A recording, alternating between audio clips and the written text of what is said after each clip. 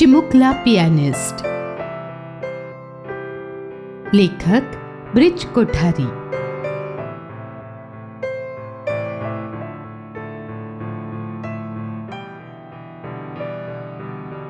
अजुल नावाच्या एका लहान मुलाची ही गोष्ट आहे. अजुलला पियानो वाजवायला फार आवडायचं आणि मोठं झाल्यावर पियानिस्ट व्हायचं हे त्याचं स्वप्न होतं. दर रविवारी अजुल पियानो शिकायला जायचा आणि रोज रात्री झोपायच्या आधी तो पियानो वादनाचा सराव करायचा. अतिशय प्रामाणिकपणे सराव केल्या कारणाने लवकरच तो छान पियानो वाजवायला लागला. कदाचित दात घासायला तो विसरायचा, पण पियानोचा अभ्यास करायला कधीच विसरला नाही. एके दिवशी त्याची पियानो शिक्षिका विकी त्याला म्हणाली, अजुल, तू उद्या प्रेक्षकांसमोर पियानो वाजवणार आहेस. तू पियानो छान वाजवू शकतोस. तुझी बोटं पियानोवर खारीच्या चपळाईने फिरतात, पण अजूनही तुझ्या पियानो वादनात काहीतरी कमी आहे. काय कमी आहे?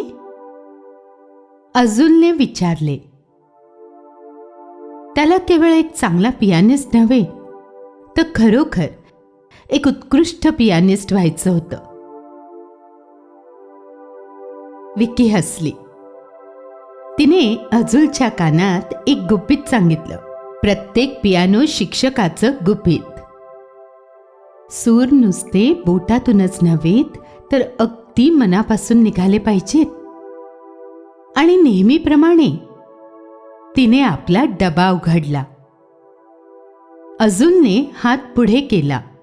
विकीने त्याच्या हातावर एका फुलपाखराचं सुंदर चित्र चिकटवलं.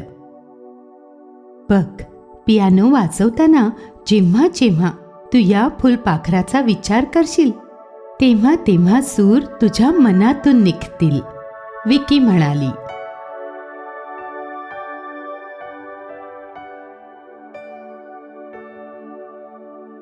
त्या दिवशी इतर मुलं बागेत खेळत असताना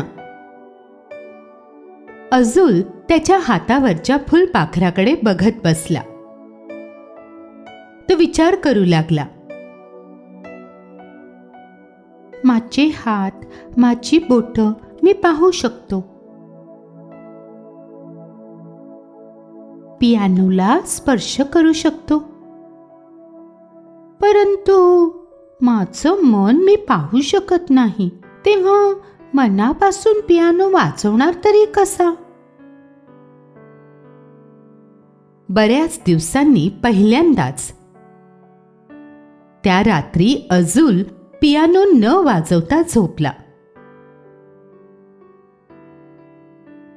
मनापासून सूर काढायचे कसे या प्रश्नाने अजुलला कार्यक्रमाच्या आदल्या रात्री झोपी जाऊ दिलं नाही.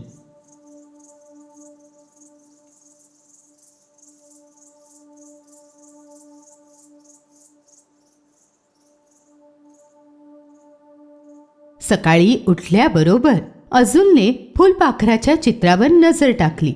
अरे बापरे, चित्र गायब झालेलं. अजुल घाबरला. भीतीने तो भांबावून गेला. त्याने पियानो वाजवायचा प्रयत्न केला, पण त्याची बोटच थिजून गेली होती. पियानोवर ती फिरेच ना. परंतु घड्याळाचा काटा फिरायचा काही थांबला नाही. लवकरच कार्यक्रमाला सुरुवात व्हायची वेळ येऊन ठेपली. एका गोलाकार रंगमंचाच्या ठीक मध्यभागी पियानो ठेवला गेला होता. सभोवार बरीच लोक बसली होती. अजुल रंगमंचावर गेला.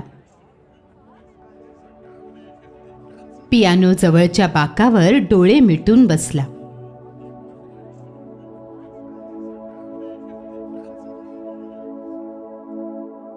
विकीचे शब्द आठवून त्याने एक वार फुलपाखराचं चिंतन केलं. सभागृहाच्या शांततेमधून अझुलला पंखांची अस्पष्ट अशी फडफड ऐकू आली. एक फुलपाखरू अझुलच्या खांद्यावर येऊन बसलं आणि एक गोड धून गुणगुणायला लागलं. त्याच क्षणी अझुलची बोटं आपोआप पियानोवर हळूवार फिरायला लागली आणि त्याच्या हृदयातून त्या फुलपाखराचे धुंद सूर पियानोद्वारा बाहेर पडू लागले.